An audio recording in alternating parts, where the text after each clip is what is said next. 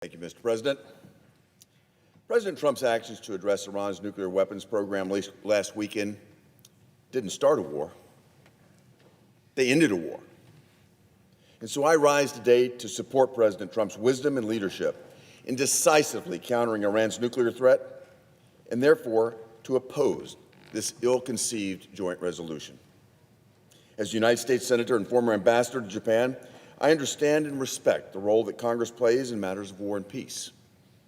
But I cannot, and I will not, support a resolution that removes the ability of the President of the United States to act decisively in defense of national interest, our allies, and our armed forces. This resolution, if passed, would send a dangerous message, not just to Iran's terrorist-sponsoring regime, but also to every adversary who's seeking to exploit our domestic debates and internal divisions.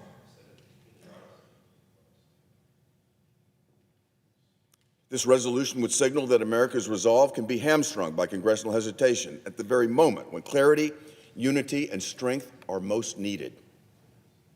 I cannot state this strongly enough. President Trump acted entirely within his constitutional authority under Article 2 and in accordance with his solemn duty to defend this nation and to defend the American people.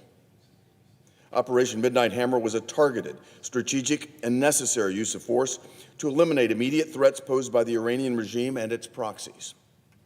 No American lives were lost or injured during this military operation, thanks to the leadership of President Trump, the advice and counsel of Vice President J.D. Vance, National Security Advisor and Secretary of State Marco Rubio, Secretary of Defense Pete Hegseth, and General Dan Kane, and the brilliant planning and flawless execution of the men and women of the United States Armed Forces.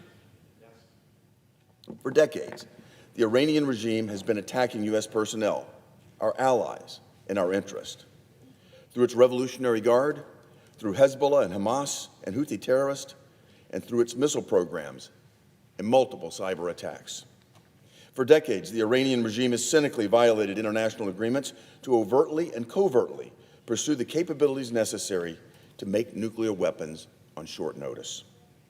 The idea that the President, in the face of escalating threats, can only sit idly by until Congress can hold hearings and schedule votes is not just naive, it's reckless. This war powers resolution ignores the reality of modern warfare, and it would constrain the Commander-in-Chief at the precise moment when decisiveness is most critical. It elevates process over common sense policy and political optics over operational necessity. If the President had been forced to act in accordance with this resolution last week, the element of surprise would have been entirely lost, and the successful mission flown by our brave airmen would have been much different and likely much costlier. Of course, Congress must be consulted. Of course, we can debate the scope and strategy of our military engagements, but we must not shackle our President in the middle of a crisis when lives are on the line. We must not embolden Ayatollahs in Tehran by showing division and delay, because that is the path to endless wars rather than the path to decisive victories. President Trump acted wisely and proportionately to protect American lives. He acted to reestablish the credibility of our strategic deterrence. And he acted after decades of Iranian aggression that went largely unanswered by the previous administrations of President Joe Biden and Barack Obama. President Trump once again demonstrated decisive leadership in the service of peace and stability. That is the actual job of the Commander-in-Chief. Let me conclude by repeating what I said at the start.